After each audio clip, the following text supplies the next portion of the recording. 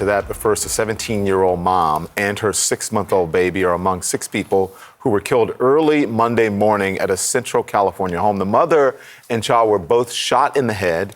Police tell CNN the killings appear to be linked to a drug cartel. When we get straight to CNN's Josh Campbell live in Los Angeles for CNN this morning.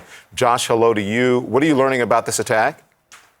Yeah, good morning, Don. And I'll warn our viewers that what I'm about to describe is graphic and disturbing. I'll walk you through the timeline. Police say that in the early morning hour yesterday, at around 3 o'clock, they received a 911 call of an active shooter in this residence in Tulare County, which is about 3 hours north of Los Angeles. Now, they dispatched deputies. It takes them several minutes to get there. This is a remote area. And as they're on their way to this crime scene, the dispatcher is getting other 911 calls saying we're hearing shot after shot after shot. When authorities finally arrive, they don't find a suspect, but they find a gruesome crime scene. Authorities say that there were at least 6 people who were killed, including 2 people who were killed outside the residence, one who was in the doorway, as well as you mentioned, a 17-year-old mother and her 6-year-old shot in the head. Efforts are underway at this hour by police to try to find those who are responsible, Don.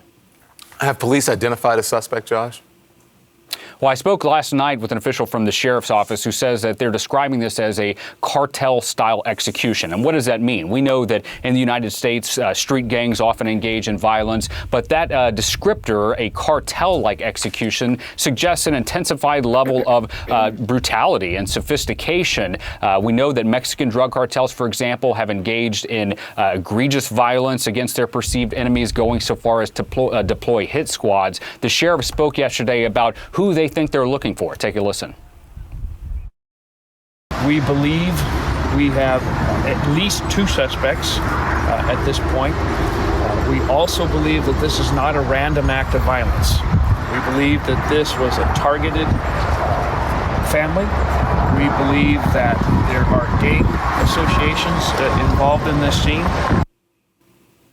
So at least 2 suspects, the sheriff says that they're looking for, and it's just important to note that they're still trying to piece all this together, looking at shell casings, the canvassing for witnesses, if they heard anything around that area. Interestingly, Don, 1 week ago, that residence itself was the subject of a search warrant in a narcotics case. So police are looking to determine if all of this is connected.